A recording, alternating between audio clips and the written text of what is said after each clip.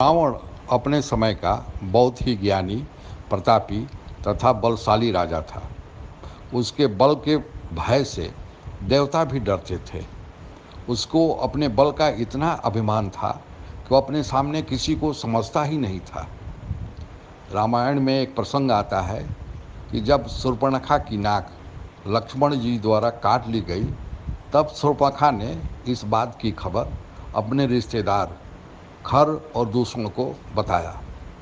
खरदूषण ने बदला लेने की नीयत से श्री राम जी पे हमला किया और श्री राम जी और खरदूषण के बीच भारी युद्ध हुआ।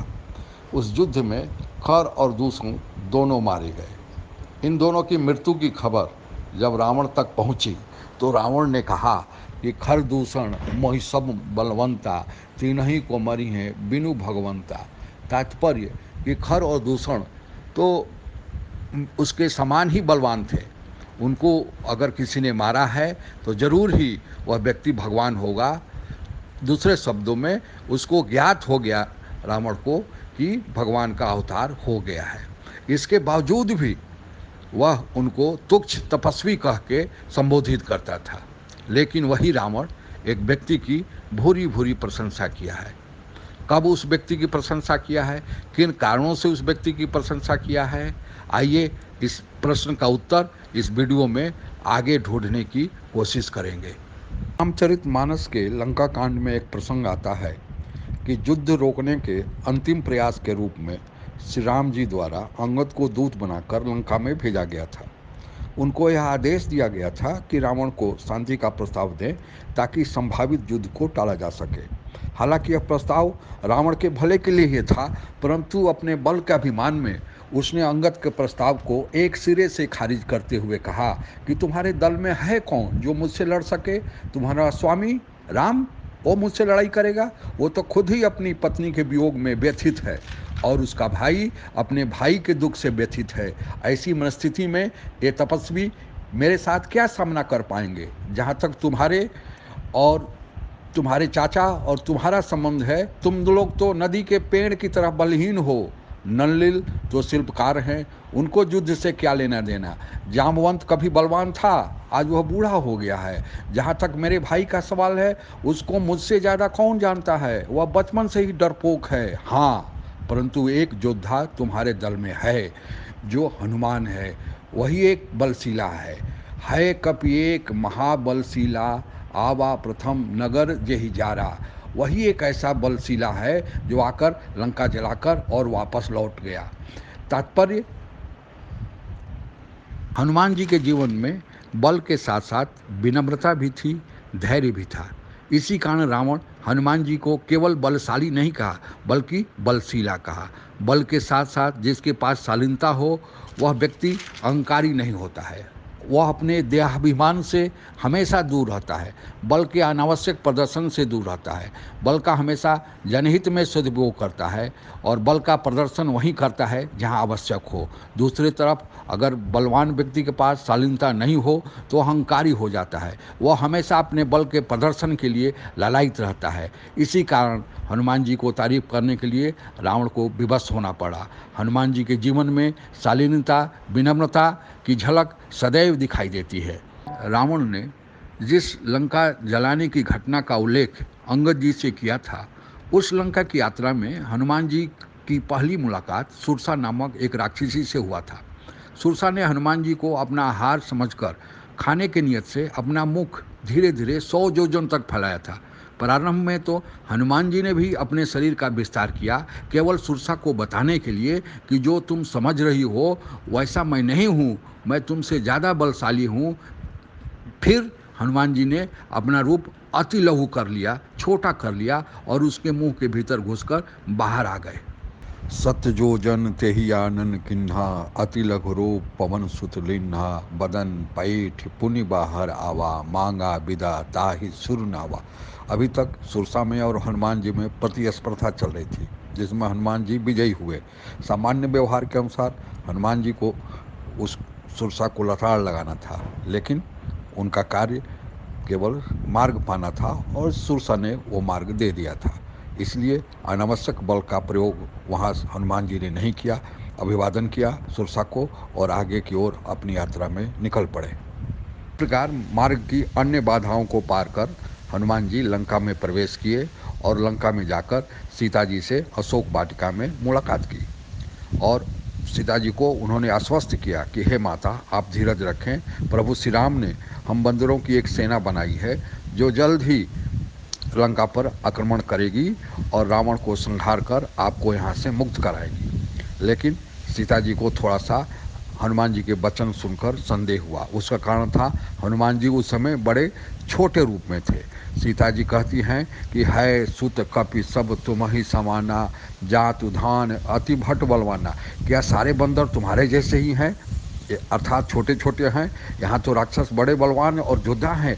किस प्रकार बांदरों की सेना से भगवान श्री राम इन राक्षसों से लड़ पाएंगे? सीता जी के मन में उपजे संदेह को दूर करने के लिए हनुमान जी ने अपना विकट रूप प्रकट किया ताकि सीता जी को यकीन हो जाए कि बंदर किसी से कम नहीं है। इसी प्रसंग को तुलसीदास ने कुछ इस शब्दों में वर्णन किया है कि मोरे हृदय परम संदेहा, सुनि कपि प्रगट किन्न निज देहा, कनक भूधरा कार शरीरा, समर भयंकर अति बलबीरा। हनुमान जी के विकराल रूप को देखकर सीता जी जब आश्वस्त हो गई तब हनुमान जी पुनः अपने सामान्य रूप में आ गए। सीता मन भरोस तब भयऊ, पुनि लघु रूप पवन सुत लयऊ। और यही शालीनता की कसौटी है। बलवान व्यक्ति अगर शालीन होता है तो अपने बल का प्रयोग भय मुक्त करने के लिए करता है, न कि भयभीत करने के लिए। सीता जी से मिलने के पश्चात हनुमान जी उस अशोक वाटिका में अपनी भूख मिटाने के लिए फल खाने लगे, जिसका विरोध वहां उपस्थित रावण के सैनिकों द्वारा किया गया। परंतु हनुमान जी के न मानने पर सैनिकों ने हनुमान जी को पकड़ने की कोशिश की और हनुमान जी उनके नियंत्रण में नहीं आए। तब अंत में रावण को मेघनाद को भेजना पड़ा। मेघनाद भी प्रयास किया, तब भी हनुमान जी नियंत्रण में नहीं हो पा रहे थे। अंत में मेघनाथ ने ब्रह्मास्त्र का प्रयोग किया। ब्रह्म अस्त्र ते ही साधा, कपि मन किन्न विचार, जो न ब्रह्म सर मानऊँ, महिमा मिटऊँ अपार। हालांकि हनुमान जी में वह शक्ति थी कि वो ब्रह्म पास से मुक्त हो सके, लेकिन ब्रह्मा जी के प्रति आदर करते हुए उन्होंने ब्रह्म पास में बंधना स्वीकार किया। तो यहाँ भी हनुमान जी के पास बल रहते हुए भी विनम्रता का परिचय दिया।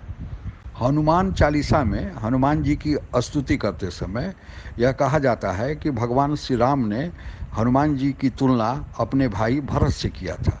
रघुपति किन्हीं बहुत बड़ाई, तुम मम प्रिय भरत ही सम भाई।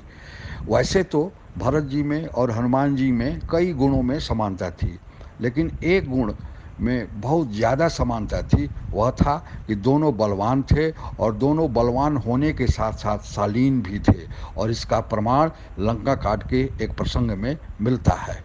लोग रामायण के उस प्रचलित प्रसंग से अवगत ही होंगे जिसमें लड़ाई के दरमियान मेघनाथ द्वारा लक्ष्मण जी पर शक्ति का प्रहार किया गया था और उस शक्ति के प्रहार से लक्ष्मण जी बेहोश हो गए थे और उनके बेहोशी से जगाने की एकमात्र दवा थी संजीवनी बूटी, और उस संजीवनी बूटी को लाने के लिए हनुमान जी को भेजा गया था। जब संजीवनी बूटी लेकर हनुमान जी अयोध्या के आकाश मार्ग से वापस लौट रहे थे तब नीचे भरत जी ने उनको देखा। भरत जी को आशंका हुई कि कोई राक्षस ऊपर से जा रहा है। तब उन्होंने नीचे से ही बाण चलाया और बाण के लगने से हनुमान जी नीचे गिर गए। नीचे गिरने पर हनुमान जी और भरत जी में वार्तालाप हुआ और उनके व्यवहार को देखकर हनुमान जी के मुंह से बरबस निकल पड़ा कि भरत बाहुबलशील गुण, प्रभुपत पीत अपार, मन महु जात सराहत, पुनि पुनि पवन कुमार। तात्पर्य यह कि भरत जी के बाहुबलशील, सुंदर स्वभाव, गुण और प्रभु के चरणों में अपार प्रेम को मन ही मन याद कर हनुमान जी वापस भगवान श्री राम के पास आए। शालीनतापूर्ण जीवन को भगवान श्री राम भी बहुत ज़्यादा महत्व देते हैं। अरण्य कांड में एक प्रसंग आता है कि भगवान राम की मुलाकात सबरी माता से होती है और सबरी माता से मुलाकात होने के बाद भगवान श्री राम सबरी माता को 9 प्रकार की भक्ति या नौढ़ा भक्ति का उपदेश देते हैं। जिसमें छठवें भक्ति के रूप में भगवान कहते हैं कि छठ दम सिल बिरति बहुकर्मा निरत निरंतर संजन धर्मा। छठी भक्ति है इंद्रियों का निग्रह, शील अच्छा स्वभाव या चरित्र, बहुत कार्यों से वैराग्य और निरंतर सत्पुरुषों के धर्म आचरण में लगे रहना। तो छठवीं भक्ति में भी शील युक्त आचरण को भगवान राम ने भी महत्व दिया है। यहाँ पर आप लोगों के मन में प्रश्न उठना यह स्वाभाविक है कि जीवन में शीलता विनम्रता किस प्रकार बनी रहे और इसमें उत्तरोत्तर बढ़ोतरी हो।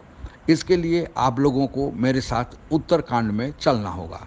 उत्तरकांड में काकभुसुंडी जी गरुड़ जी को रामकथा सुनाते हुए कहते हैं कि शील की मील बिनु बुद्धि सबकाई, जिमु बिनु तेज न रूप गोसाई। गरुड़ जी को समझाते हुए काकभुसुंडी जी कहते हैं कि बुद्धि की सेवा, तात्पर्य अच्छे लोगों की संगति से जीवन में शीलता सदाचार विनम्रता आती है। बुद्ध पुरुषों के संगति से या संतों के संगति से जीवन में शीलता आती है। इसका उदाहरण तुलसीदास ने अपने बालकांड के एक प्रसंग में दिया है। जब उन्होंने रिपुसूदन या शत्रुघ्न जी की स्तुति की है तो वह उस स्तुति गान में कहते हैं कि रिपुसूदन पद कमल नमामि सुर सुशील भरत अनुगामी। रिपुसूदन जी या शत्रुघ्न जी को मैं नमन करता हूँ जो वीर होने के साथ साथ सुशील भी है। यहाँ आपने ध्यान दिया होगा कि तुलसीदास ने एक शब्द जोड़ा है, भरत अनुगामी, अर्थात जो भरत के आचरण को अपने जीवन में पालन करता है।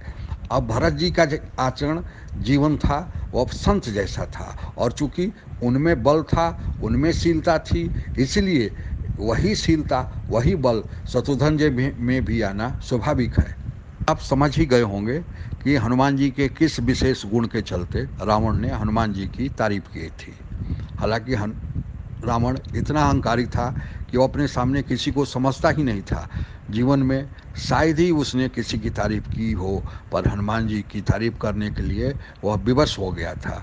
हमें सतत प्रयास करना चाहिए कि अपने जीवन में धन बल बाहुबल और बुद्धि बल का अर्जन करें, पर यह ध्यान रखना चाहिए कि इस अर्जन की प्रक्रिया में कहीं जीवन से शालीनता या मर्यादा गायब न हो जाए। अगर यह गायब हो गई तो फिर हमारे सफल एवं सुखद जीवन का सपना सपना ही रह जाएगा। बल के साथ विनम्रता कमजोरी नहीं, शक्ति है। जय हनुमान।